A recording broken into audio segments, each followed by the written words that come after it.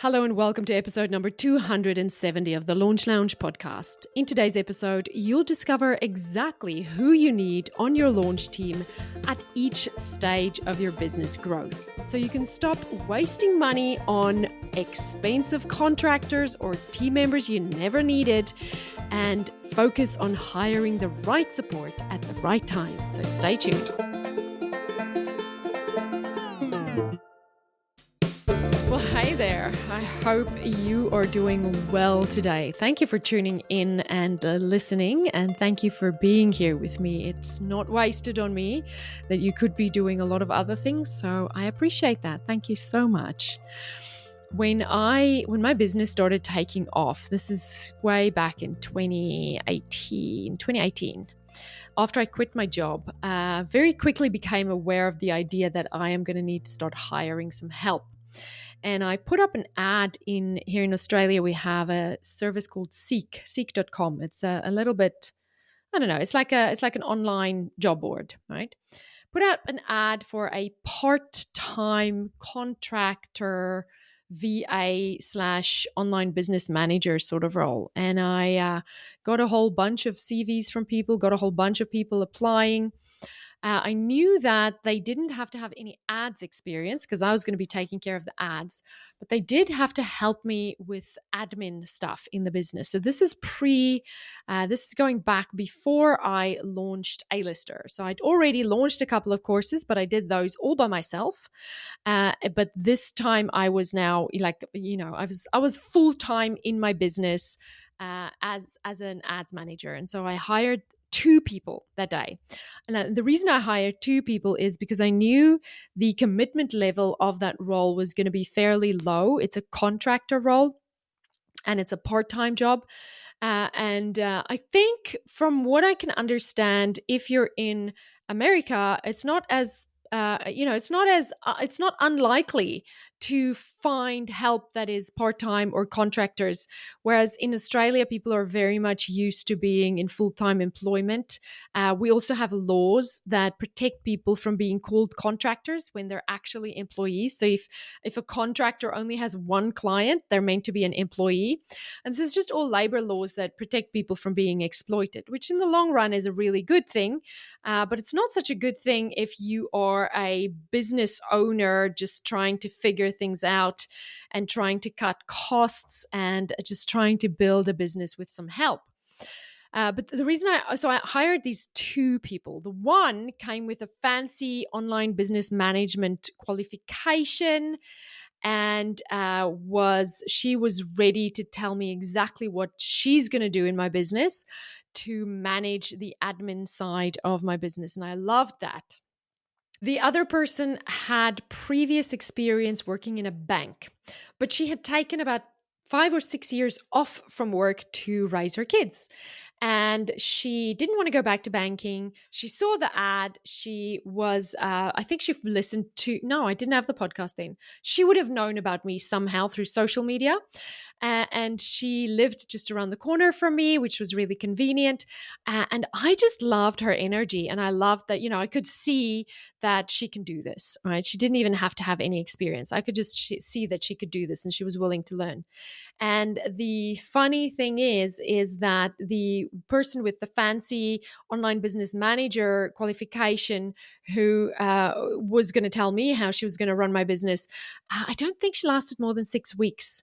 After about a few weeks, I noticed that she's juggling a whole bunch of jobs. So she had a full-time day job, and then she also had a jewelry business or something that she was trying to get off the ground. And then she was doing this online business management thing on the side as well. Now, you can only work until midnight, so many nights before it starts to show and before you start getting snappy and before you don't return emails.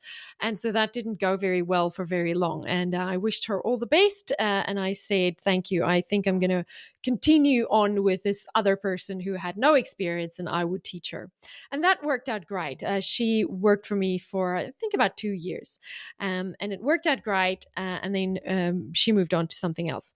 But I tell you this because I want you to know that learning how to hire the right people at the right time, and making the right commitments, and investing your money and your time in teaching people, it can be a minefield, right? It is really there is a lot of best practice and best advice out there, but it's still a learning curve. And it took me a while to learn this, and I have by no means figured it all out, but I can categorically say that I've figured some things out.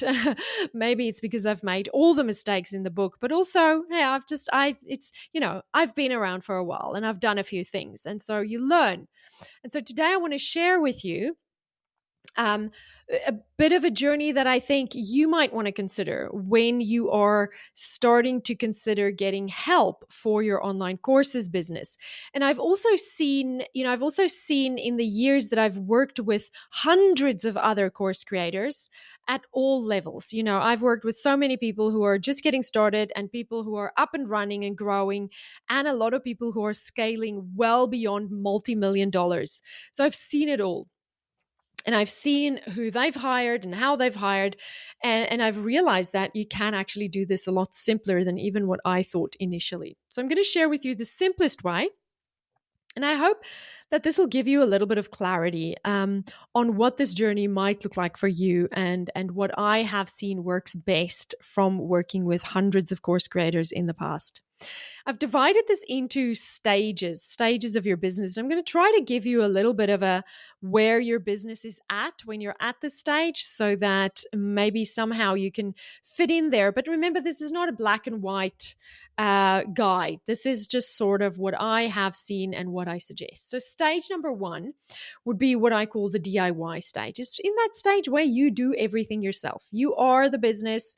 You do the social media, you send the emails, you schedule the emails, you schedule the social media, you do the selling, you do the webinar, you do everything, right? So you're probably in that beta launch phase. Your list is probably just starting to grow, and you're making your first money. So maybe you've made somewhere between $500 and $25,000, right? It's somewhere in that space where it could be $500 that you've made over 4 launches. It could be, $25,000 that you've made with your first or second launch. It really can vary a lot in that first phase, because it would depend on your level of experience in terms of marketing the thing that you are selling.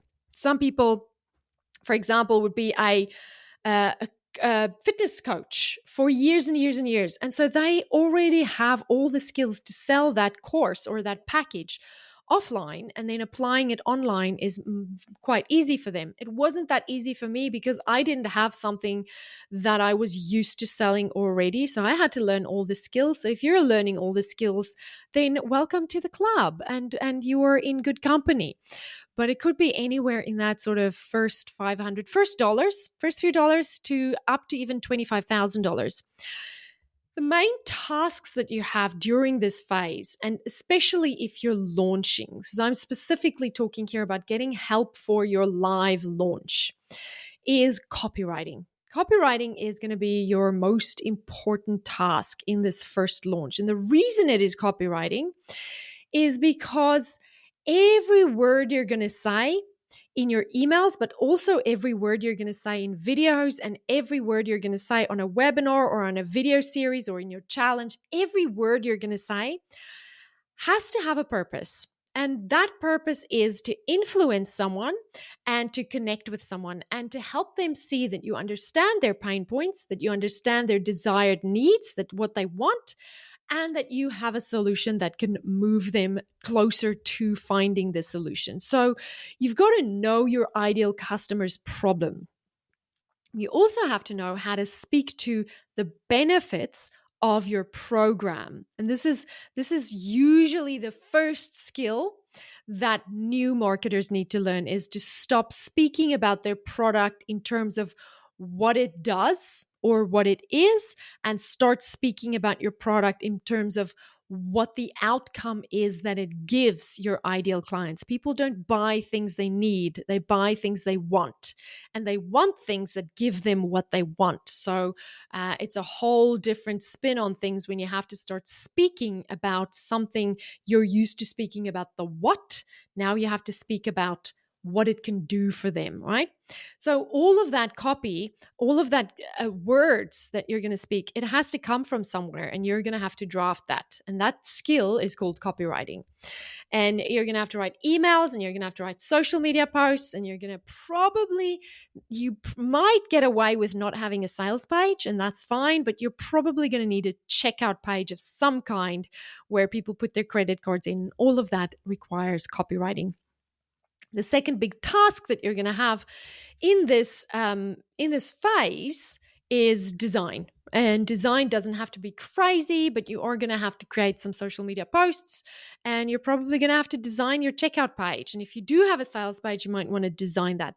Those are things you can all DIY, right? There's going to be some minimal tech stuff. There's going to be a few things that you have to stick together, like a page with a form, with a tag, and those sorts of, with a thank you page. Basic tech stuff that you probably already know because you've already done it for your lead magnets, and now you're just doing it for your launch. That is your first phase. You are literally DIYing everything. If you're ready to start scaling your business, get back your time, and step into your freedom empire, listen up.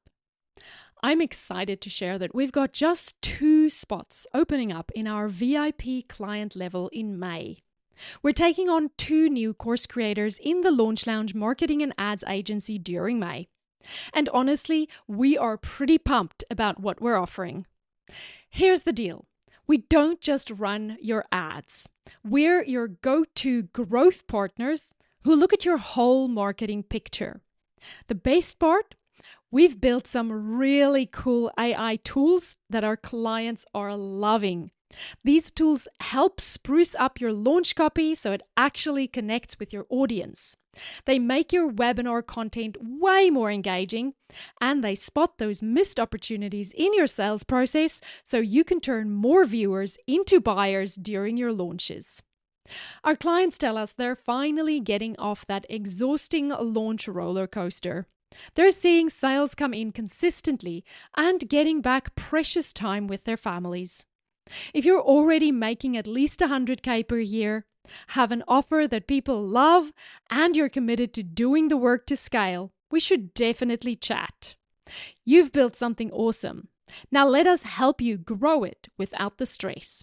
Just head over to thelaunchlounge.com/agency and apply. But don't wait too long. Those 2 spots won't hang around. The second phase is what I call the DIY with some contractor help. Now, your launch at this stage might be, whether it's a live webinar or a video series or a challenge or a boot camp, however you choose to launch.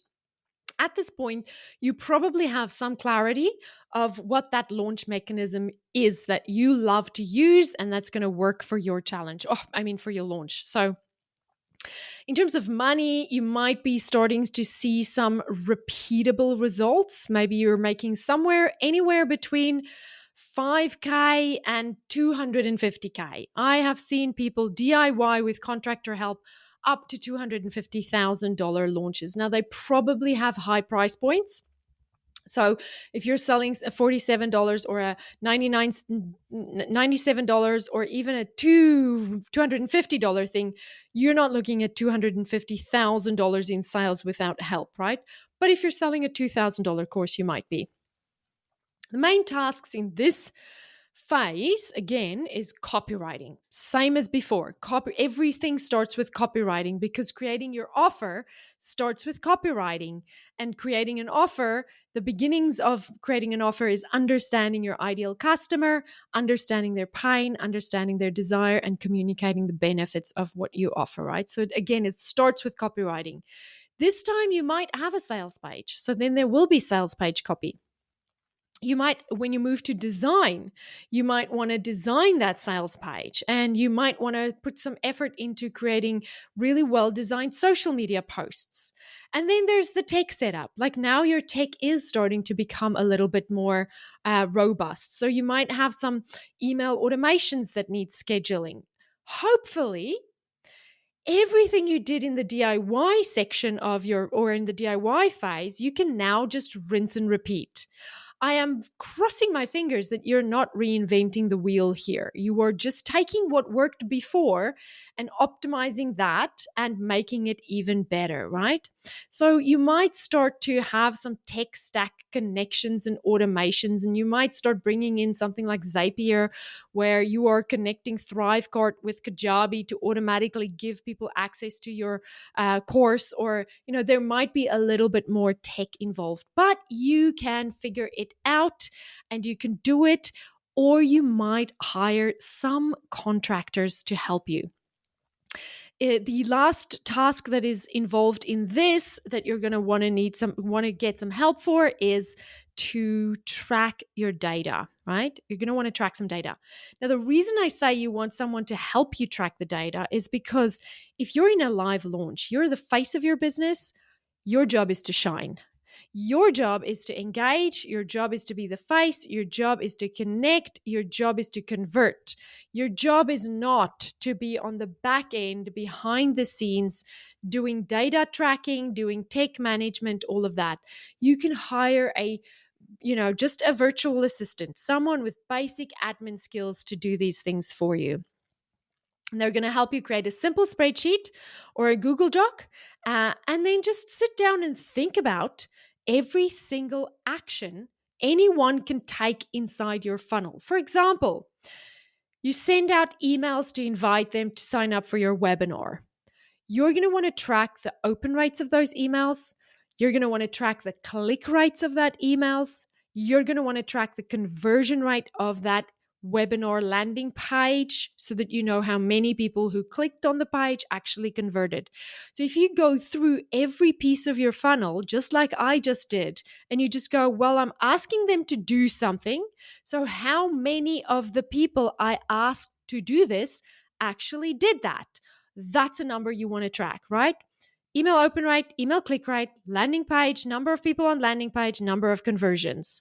Then when it gets a little bit bigger, then you want to say, okay, now I know how many people signed up for my webinar. Now I want to know how many people showed up for the webinar. That's the next conversion level.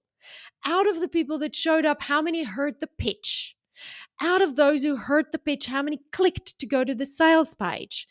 Out of those that clicked to go to the sales page, how many converted to sales? When you walk through your funnel in your head, asking yourself, what is the thing I'm asking them to do? How many of them did it? What's the next thing I asked them to do? How many of them did it? And you track those numbers, you will have all of your data tracked by the end of your launch. So just sit down and spend a few minutes to think it through and write it down. You definitely want to look at email open rates, email click rates, sales page conversion rates, number of people who went to your sales page, number of sales. And then just ask yourself, where in this process is it possible to lose traffic, right?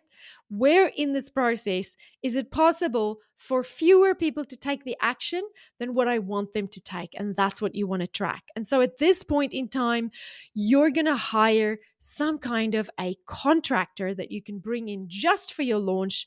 You give them your SOPs, you give them your processes, you work with them day in and day out for 6 weeks prior to your launch and another 3 weeks after the launch ends, so that you know that you've got all your T's crossed and your I's dotted. And then you go back to building your audience the same way you did before you launched, and you build your audience for 3 months, and then you rinse and repeat your launch. But this time you're going to make some small improvements on the things that you realized at the end of your last launch needs a little bit of work. Okay. And that's when you bring your VA back in again.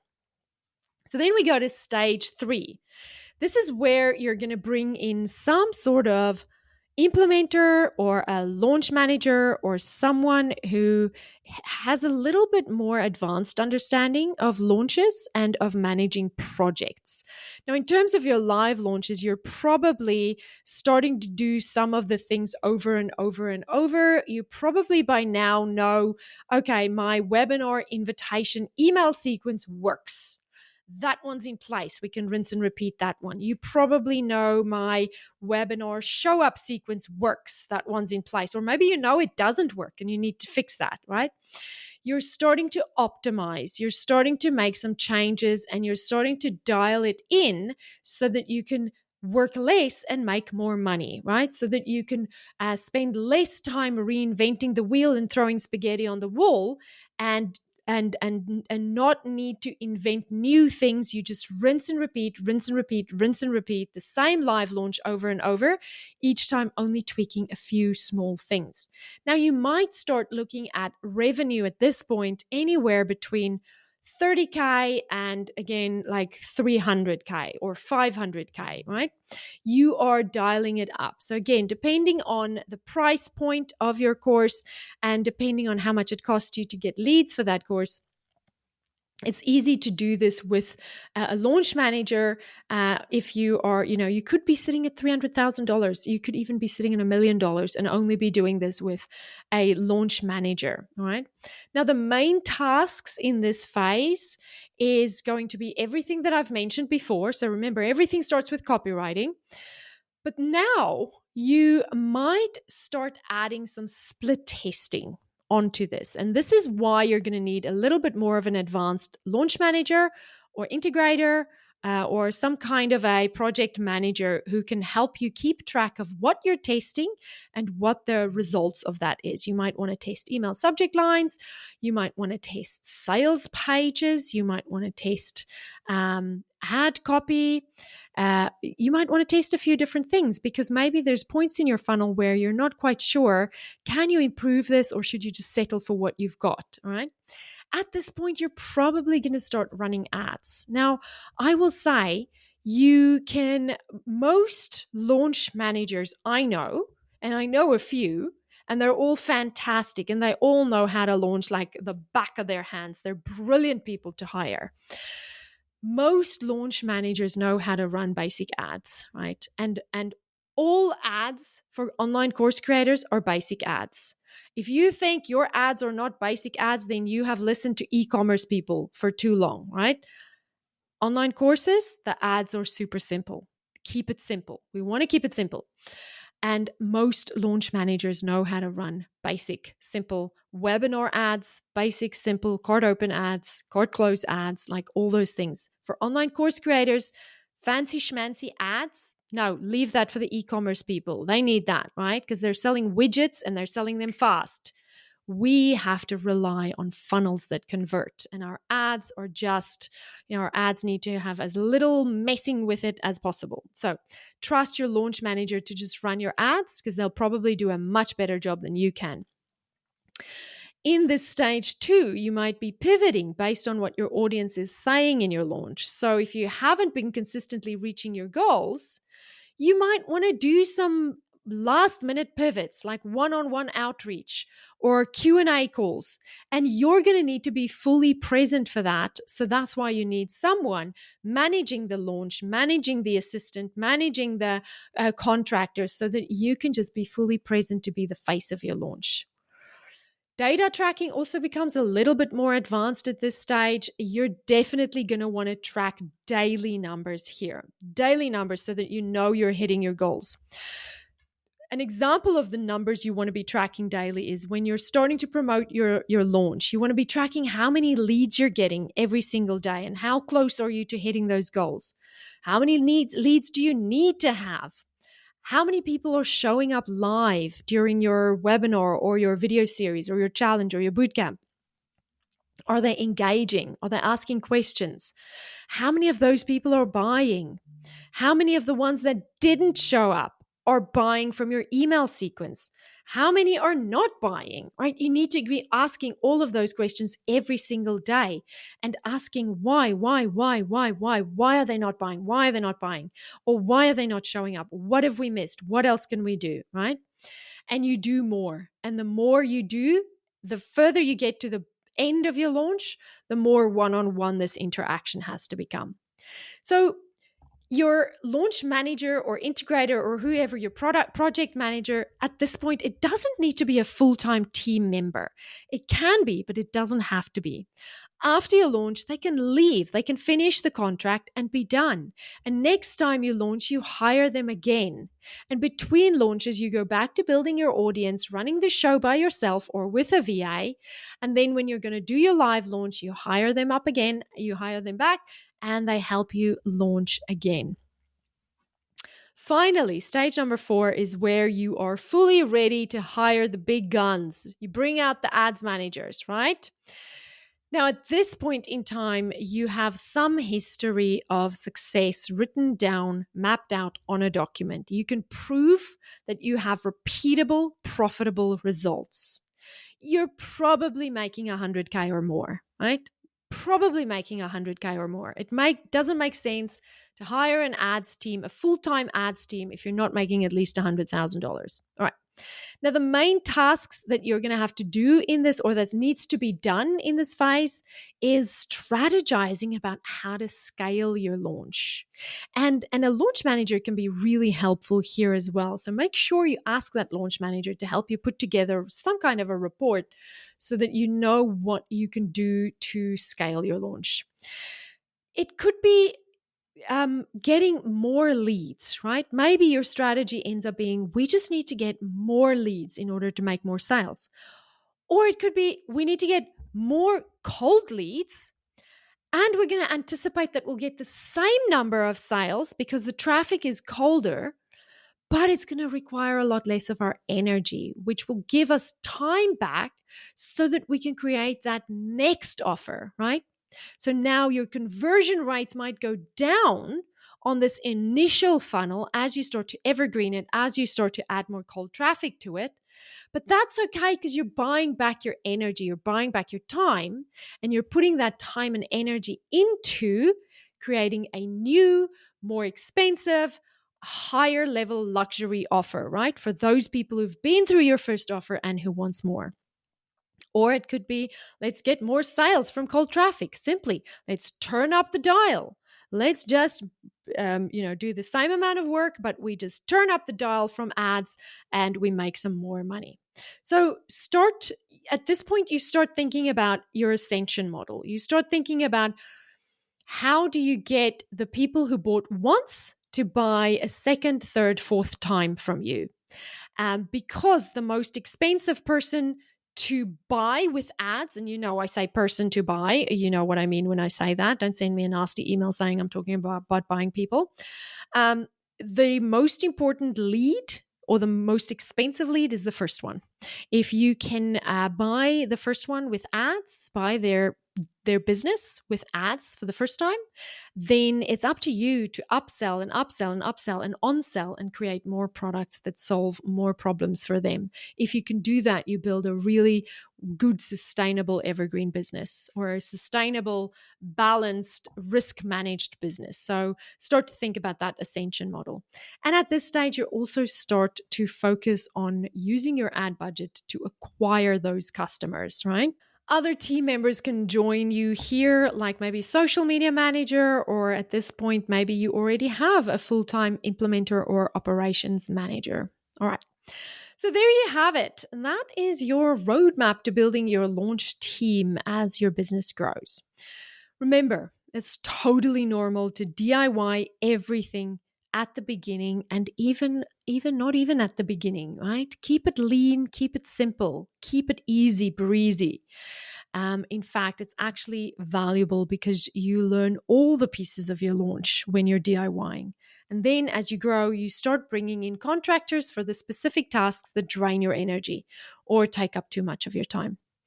Don't feel pressure to hire a full team before you're ready. Your business will tell you when it's time to level up your support. Start with the basics. Get help with your copy. and your tech setup and your design elements. And then as your launches become more profitable, you can add in that launch manager and finally the ads experts to help you scale. The beauty of building your team this way is that you are never investing more than you need to at any given stage. And that means more money in your pocket. It also means you're growing sustainably, which is exactly what we want for your freedom empire. In the next episode of the Launch Lounge podcast, I am going to talk to you about split tests that double your launch revenue. Split tests that double your launch revenue. We touched on it a little bit today, but I'm going to explore it a bit more. And then next week, when we get to episode 273, I'm going to share with you the $2 million problem they didn't see coming. The $2 million problem they didn't see coming. This is something I am going to reveal to you that I have seen in $2 million plus businesses, and you're going to want to tune in for this one next Tuesday. I can't wait to let that cat out of the bag, so make sure you subscribe and tune in every Tuesday and every Thursday. I'll see you again later. Bye. Before you go, if today's episode helped you, imagine how many more lives could be transformed if other creators, coaches, and experts found these strategies too. Your shares and reviews help more course creators discover how to get their knowledge out into the world. Please take a moment to rate the show and leave a quick review. When you do, we get to reach more people and we make a bigger impact together. Because when more people who help people succeed, the world becomes a better place. Thank you.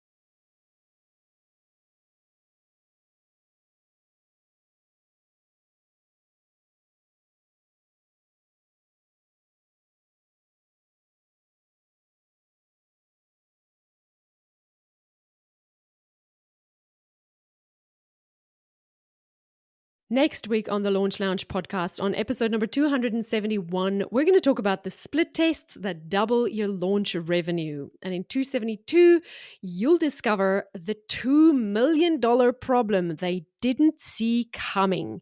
And I can't wait to let that cat out of the bag. So make sure you subscribe and tune in on Tuesdays and Thursdays every week on the Launch Lounge.